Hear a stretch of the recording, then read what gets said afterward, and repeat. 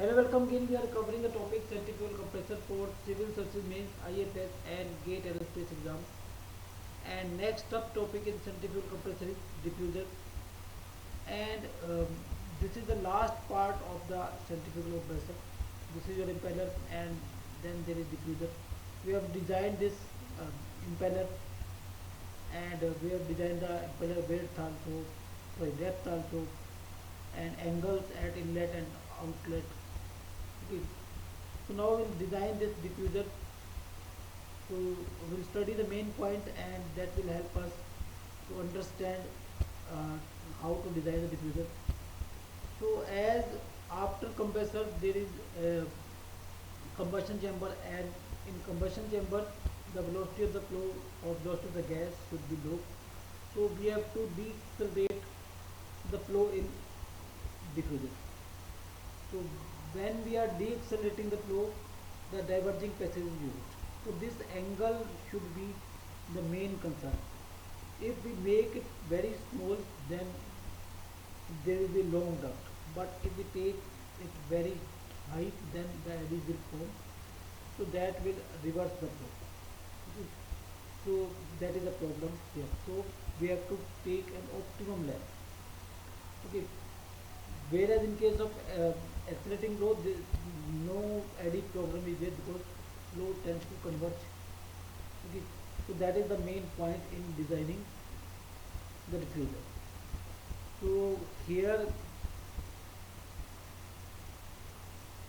I will read out these points. The problem of designing an efficient combustion system is if the velocity of air entering the combustion chamber is as low as possible. Second point, it is necessary therefore to design the diffuser so that only a small part of stagnation temperature at the compressor outlet correspond to kinetic energy. Kinetic energy low at the compressor outlet. Usually the velocity of air at the compressor outlet is in the region of 90 meters per second. It is much more efficient to arrange for an efficient deceleration than of flow than to obtain efficient acceleration. Okay. There is a natural tendency in diffusing process for the air to break away from the walls of diverging passage, reverse in direction, flow back in the direction of pressure gradient as shown in figure A. That we have shown. These are these. If divergence is too rapid, this may result in the formation of eddies with consequent transfer of some kinetic energy into internal energy and reduction in useful pressure rise. The purpose of the diffuser or compressor to increase pressure rise, so it may harm the pressure rise. A small angle of divergence, however, implies long diffuser and a high value of skin friction.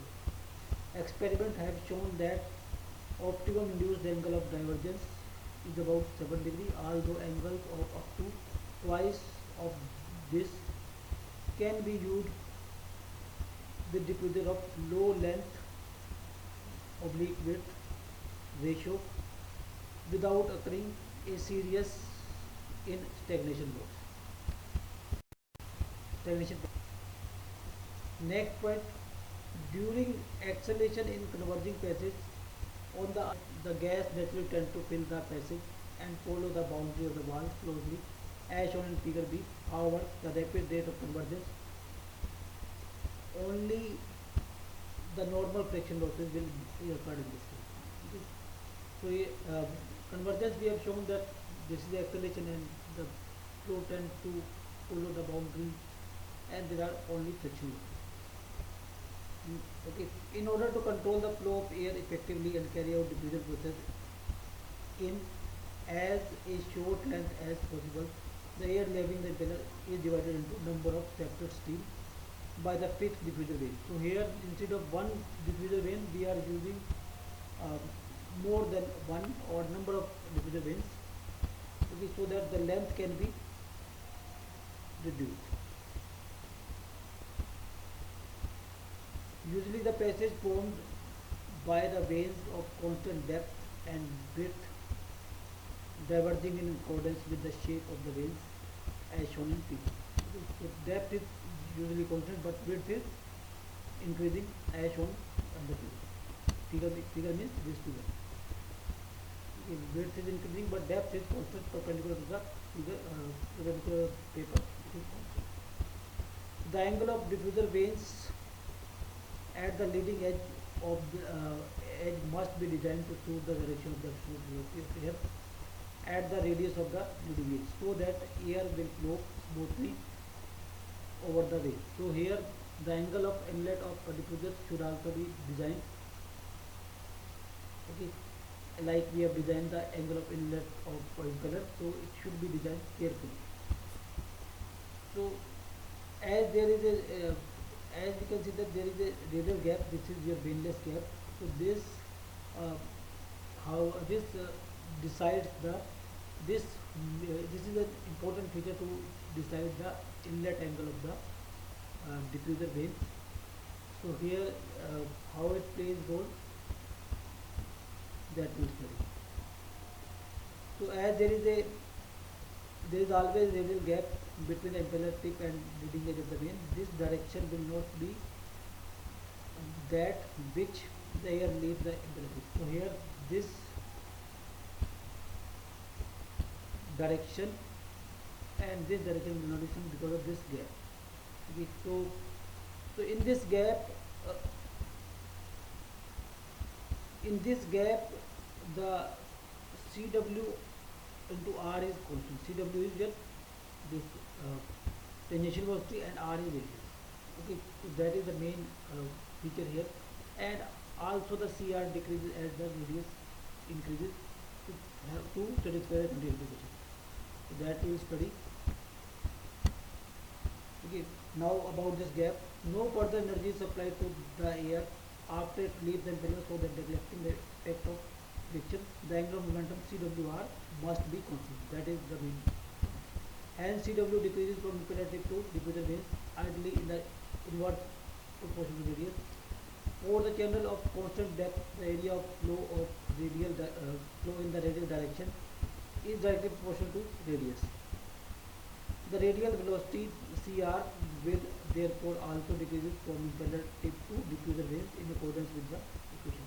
It means both CR and CW decrease, then the resultant velocity will decrease from impeller tip to impeller tip, and some diffusion evidently takes place in vaneless space. So as the resultant velocity is decreasing in the vaneless space also, so some pressure rise is also taking place in the vaneless space. Okay, rest is taking place in diffuser, in actual diffuser. Okay.